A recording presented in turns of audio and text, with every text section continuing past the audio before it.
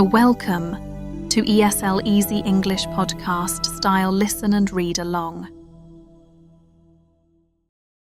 Hey there and welcome back to the show. Today I wanted to share a little bit about something we all deal with, our morning routines. You know, that scramble between waking up and getting out the door on time. Some days it runs smoothly, and some days it feels like a small miracle just to make it to work without forgetting something important. So I thought I'd walk you through what my typical morning looks like step by step. Nothing fancy, just what helps me get up, get focused, and get to work on time. So let's start from the top. My alarm goes off around 6:30 a.m. I've found that waking up at the same time every day, even on weekends, helps a lot with feeling rested and keeping my body clock in check. I try not to hit the snooze button, but let's be honest, it happens. On the days I actually manage to get up right away, I sit up in bed, stretch a little, and take a deep breath. I like to just sit there for a second. No phone, no rush, just letting myself wake up slowly.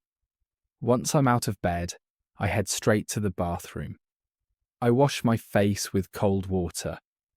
It's kind of a shock, but it really helps wake me up. Then I brush my teeth, of course, and go through a quick skincare routine. It's nothing complicated, just moisturizer and sunscreen, but it makes me feel more awake and ready to face the day. After that, I go to the kitchen and drink a big glass of water. I started doing that recently because I read that your body gets dehydrated overnight. It really does make a difference. Then I'll put on the kettle or start the coffee machine, depending on my mood. I love that moment when the kitchen is quiet, the sun is just starting to shine through the window, and I've got a warm mug in my hands. It's kind of my moment of peace before the day really begins. While I'm sipping my coffee or tea, I'll usually check my phone, emails, messages, maybe scroll a little. But I try not to get too distracted. I also use this time to glance over my to-do list for the day. It's nothing fancy, just a quick look at what's on the agenda so I know what to expect. Then it's time for breakfast. I keep it simple on weekdays. Something like toast with peanut butter, a boiled egg, or sometimes a smoothie if I've got time.